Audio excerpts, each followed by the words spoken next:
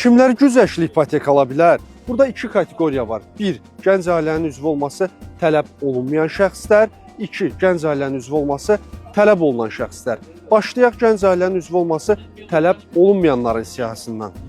Ən azı 15 il dövlət qulluğunda qulluq edən şəxs, o cümlədən dövlət qulluğunu xüsusi növündə xidmət keçən şəxs, ən azı 3 il hərbi xidmətdə olan, burada əsgərlər istisnadır, həmçinin ehtiyata və istefaya buraxılmış hərbi qulluqçularımız, ən azı 3 il daxili işlər orqanlarında xidmət keçən xüsusi rütbəsi olan şəxs, elmlər doktoru elmi dərəcəsi olan şəxs, ən azı 3 il elmi vəzifədə işləyən elmi işçilər, ən azı 15 il dövlət ümumi təhsil müəssisəsində müəllim işləyən şəxs, ən azı 15 il jurnalist işləyən və media reyestrına daxil edilən şəxs, şəhid ailəsinin üzvü, özü və ya həyat yoldaşı, Vətən müharibəsi qəhrəmanı, özü və ya həyat yoldaşı, milli qəhrəman, özü və ya həyat yoldaşı. Bəs gənc ailənin üzvü olması tələb olunan hansı şəxslər güzəştli ipoteka ala bilər?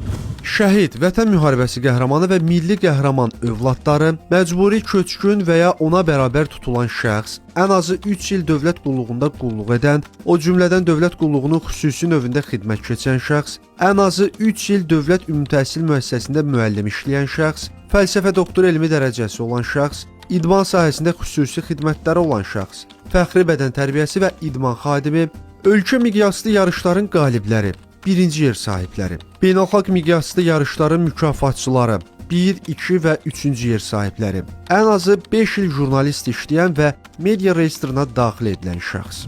Bu arada adi ipoteka kreditlərindən gəlirləri tələblərə cavab verən, yaşı 18 olan istənilən Azərbaycan vətəndaşı yararlana bilər. Bəs gəlirlərlə bağlı hansı tələblər var? Bu növbəti buraxılışlarımızın mövzusu olacaq. İzləmədə qalın.